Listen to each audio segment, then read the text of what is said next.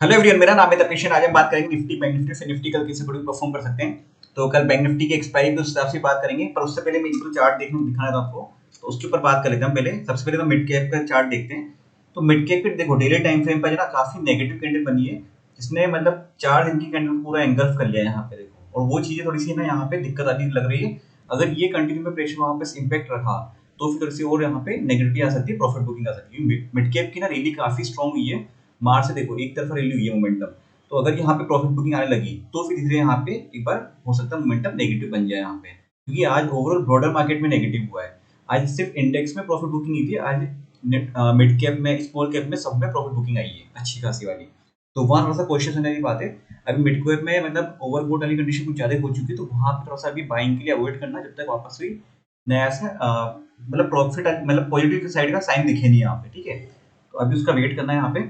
अभी देखो ये यहाँ से 33344 के ऊपर से ब्रेकआउट मिला था यहाँ पे, अब उसके बाद से कंटिन्यू देखो यहाँ पे चला है ये। और मार्च में जहाँ पे से मोमेंटम शुरू हुआ था 29,663 से, तो काफी अच्छी 41,600 के आसपास की वहां तक मोमेंटम आया है। अब देखते हैं स्मॉल कैप में।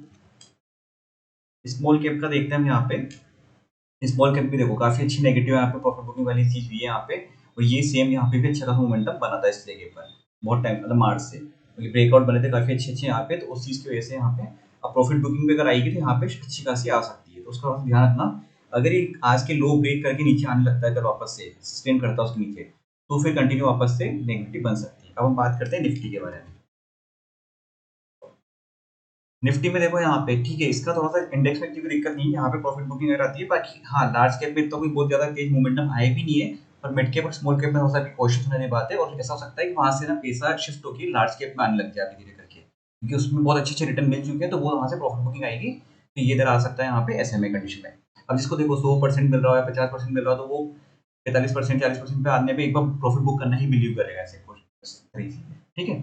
अब निफ्टी में देखते हैं यहाँ पे निफ्टी में क्या कंडीशन लग रही है। निफ्टी में भी कल हमने बात करी थी कि एक बार सेलिंग प्रेशर ऊपर से आ सकता है यहाँ पे, और प्रॉफिट बुकिंग आ सकती है इंडेक्स में निफ्टी बैंक निफ्टी फिर निफ्टी में, क्योंकि 3-4 दिन से कंटिन्यू यहाँ पे बाइंग चल रही है, मोमेंटम पॉजिटिव है। और एक्सपायरी ऐसे ऐसे पास आएगी तो उसका इम्पैक्ट पड़ेगा। जैसे आज फिर निफ्टी की एक्सपायरी थी, अब कल बैंक निफ्टी की, परसों निफ्टी की है, तो साथ के साथ सब पे इम्पैक्ट इक्वली पड़ता है उस चीज का यहाँ पे, ठीक है। अब हम देखते हैं यहाँ पे, तो लेवल्स देखते हैं यहाँ पे, लेवल्स बनाते हैं। तो पहले के लेवल्स एक बार हम यहाँ से हटा देते हैं और नए तरीके से लेवल्स अभी देख लेते हैं चाहे तो। अब इसमें देखो यहाँ पे जो सबसे रिजेक्शन लेवल दिख रहा है ना, इस जगह के आसपास दिख रहा है, ये एक रेंज बन गई, ये वाली यहाँ पे एक रेंज बन गई, ठीक है।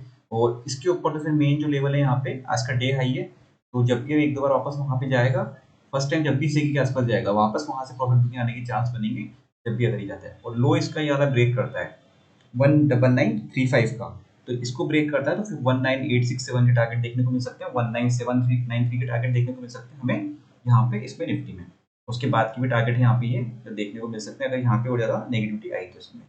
देखो आज जैसे रिलायंस में भी नेगेटिविटी थी, पर आईटी था जिसने थोड़ा बहुत रोक रखा था मार्केट को। वरना अगर आईटी भी गिरने पाता तो फिर ये इंडेक्स भी यहाँ पे बहुत ज्यादा उसमें नेगेटिविटी बन सकती थी, निफ्टी में भी यहाँ पे।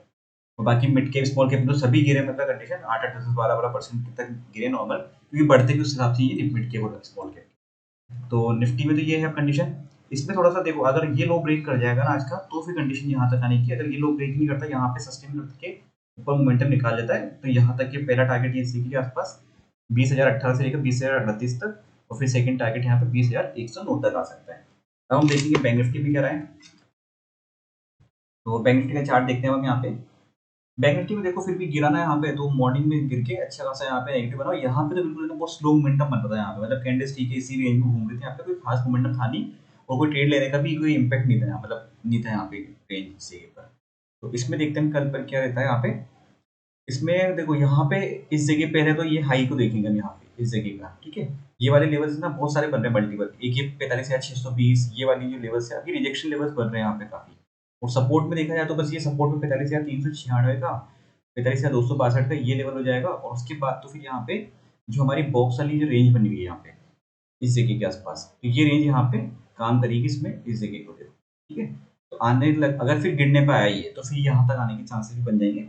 पर एक बैंकिंग में क्या है ना, अभी इतनी कोई किसी में रैली आई भी नहीं है, जैसे मतलब जो लार्ज कैप जैसे भी है, एचडीएफसी हो गया, कोटक हो गया, एक्सिस हो गया, आईसीआईसी हो गया, तो इनमें किसी में खास कोई ऐसी रैली आई नहीं है। तो प्रॉफिट बुकिंग का सिनेरियो आने में थोड़ा सा वो चीज हो सकती है। तो इसमें ठीक है, इतनी दिक्कत वाली बात लगेगी जब तक कोई मेजर लेवल ब्रेक नहीं करे ऐसी कंडीशन में।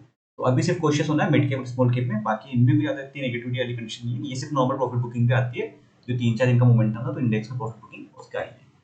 और बाकी हम देखते हैं सीएनएक्स फाइनेंस का, ज़्यादा लेवल्स में इसमें कोई चेंज करने की नीड है नहीं बैंक निफ्टी में, इसलिए वो चीज़ है।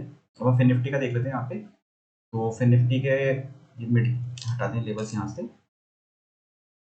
इसको भी हम यहाँ पे टॉप पे शिफ्ट करते हैं इसको।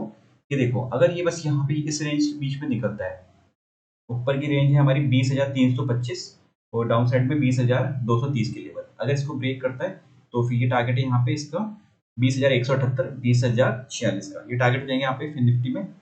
और अप साइड में देखो 20,325 ब्रेक करके ऊपर निकलता है तो 20,435 तक के आराम से टारगेट देखने को मिल सकते हैं, फिर 20,496 तक के टारगेट देखने को मिल सकते हैं फिन निफ्टी में यहाँ पे। तो बाकी इसको रेंज को ब्रेक करने देना, जिस साइड मोमेंटम निकलेगा उस साइड के ट्रेड प्लान करेंगे वहाँ पे। बाकी रेंज में जब भी रहता है तो यहाँ पे ट्रेड अवॉइड करना बेटर है यहाँ पे इसी कंडीशन में, या तो बिल्कुल इस जगह ट्रेड प्लान करें या फिर बिल्कुल इस जगह पर ट्रेड प्लान करें, मिड में यहाँ पे ट्रेड अवॉइड करना यहाँ पे।